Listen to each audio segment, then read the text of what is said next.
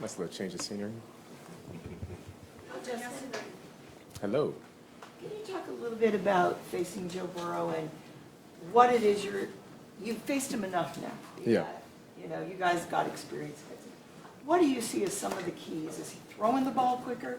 Why has he had the success he's had, and what are you guys trying to do to neutralize that? Yeah. Well, just on top of the arm talent that he has, he can make all the throws, deep balls, short balls. It's just he's also very patient.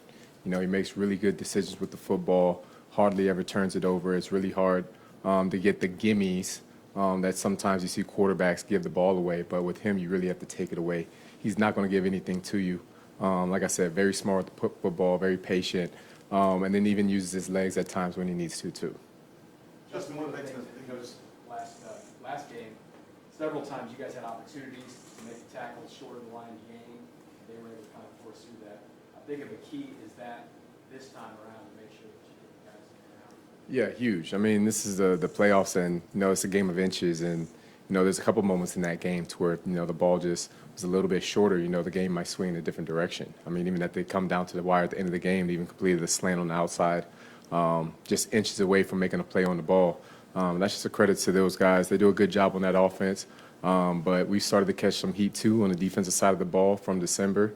We're going to have to ride that train of momentum that we've created and take that with us into this game, really play our best game of football against a very talented and high-powered offense. Justin, this unit of receivers led by Jamar Chase, what makes them so difficult to fit, especially Jamar? I know you weren't here for the first two matches. Mm-hmm. The first one still goes for 90 in his return.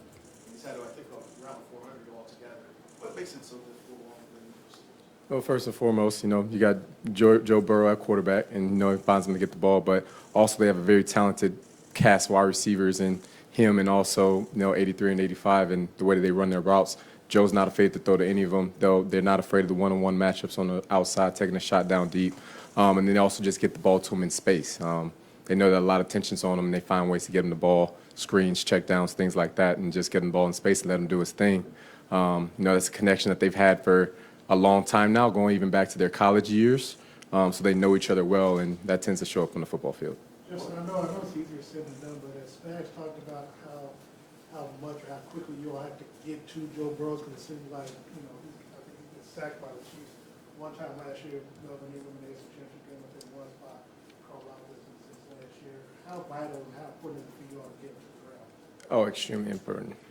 Can't let him sit back in the pocket and just get into rhythm throws, because that's when he's the most dangerous. Really need to find ways to force him out of the pocket and make those plays, because you're not going to win a game if you don't get sacks, if you don't get turnovers, especially against offense like this. So got to find ways to get pressure on them and create those turnovers. Looking back at last year, your game against the Bills literally changed the NFL with the postseason rules. How are you guys preparing to potentially go into overtime where both teams will get the ball? Well, first course of business is to try and handle what you can do in the first 60 minutes. But if it comes down to the overtime rules, I think the dynamics change a little bit in the postseason now that, if the one team scores, the other team will get a chance at it. I'll leave that to Coach Reid on which direction they're going to want to go with the coin flip. But as far as we know, if it comes to that, we go out, we play defense. It doesn't matter what the score is. If we're down or we're up, we play defense. We stop them from scoring any points. So that's going to be the mentality on the defensive side of the ball. Justin, just given Chase and all these weapons with Higgins and all their pass catchers, how much more elevated does the communication in the back end become, and then the safety help that you might need with these guys? Sure. We want to know where he's at every play. I mean, the guy has put enough times on tape that he's a very dynamic weapon for them. So we're going to have high level awareness. Arrowhead Stadium, you're going to be able to help us out with the noise that I'm sure is going to be there and disrupting the communication that they're going to have on their offense communicating with each other. And we're going to have to do a good job on communicating on defense, non-verbally, verbally, whatever way we can, make sure everybody's on the same page. I know that it's been about a month probably since you've been saying the rookies aren't rookies anymore. Mm-hmm.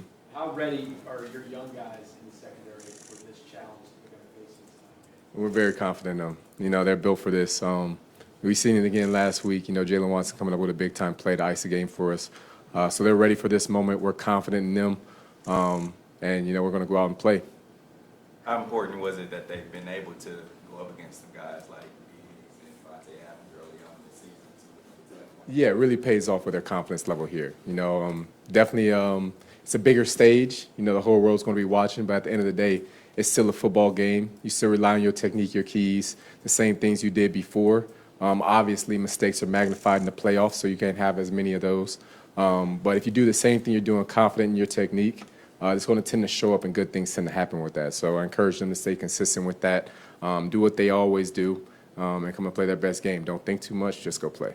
Justin, did you see the video of the players on the sideline at the end of the game saying we're going to be at Burrowhead Stadium next week? What's your reaction to that? Yeah, I think we all saw it, and those guys are having fun since they won the game. But we're going to just let our play on the field speak for us, and we're not going to get into any Joseph messages with it. Last one. Oh, okay. Thanks, everybody. Thanks.